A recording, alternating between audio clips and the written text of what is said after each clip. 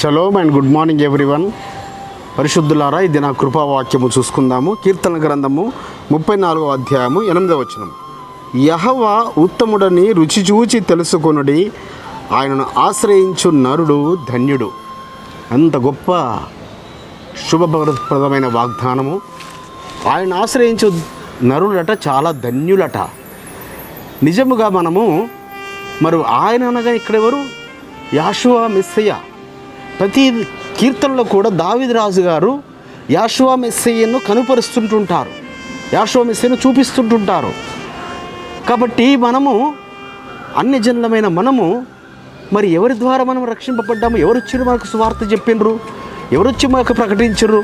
మొదటి 3 సెంచరీస్లో అయితే 12 మంది అపోస్తలులు, ఆ 12 మంది అపోస్తలుల ద్వారా శిష్యులైన అనేకులు, అదేవిధంగా మొదటి శతాబ్దంలో అపోస్తలుల పౌలు గారు, వీరందరూ అనేక దేశాలు వారు వెళ్ళి ఆ సత్య సువార్తను, ఆ యాషువా మెస్సయ్యను గురించిన సువార్తను వారు ప్రకటించారు.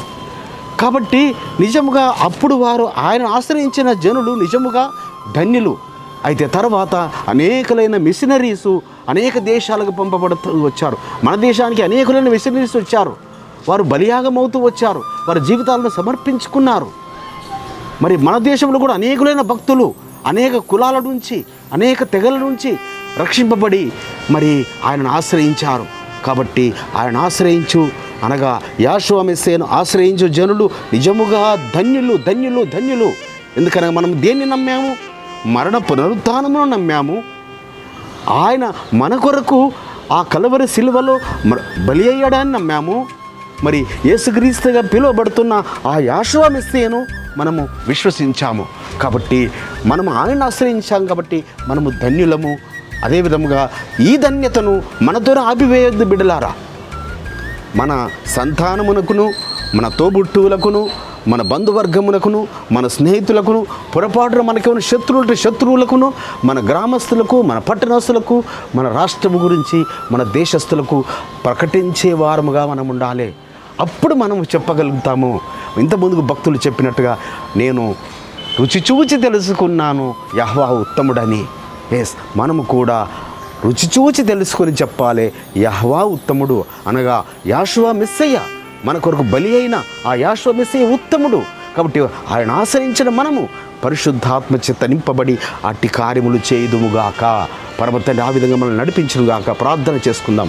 పరిశుద్ధమైన తండ్రి, అబ్రహాం, ఇస్సాకు, యాకోబుల ఎలోహిం, అవును నాయన, మిమ్మల్ని ఆశ్రయించిన వారు ధన్యులని ఈ ఉదయకాలం మీద మీరు మాతో మాట్లాడిన గొప్ప వాగ్దానమును బట్టి మీకు కృతజ్ఞతలు తెలియపరుస్తూ నజరేయుడైన యాషువా మెస్సయ్య నామమున స్తుతించి ప్రార్థించి వేడుకుంటున్నాం పరమ తండ్రి. మన పరలోకపు తండ్రియు, మన రక్షకుడును, విమోచకుడును, నజరేయుడైన యాషువా మెస్సయ్య వారి దివ్య సముఖము నుంచి మీకు, మీ కుటుంబాలకు, మీ వంశాలకు శాంతి, సమాధానం, కృపయు ఆయన సన్నిధి నుంచి నిరంతరము కలుగునుగాక.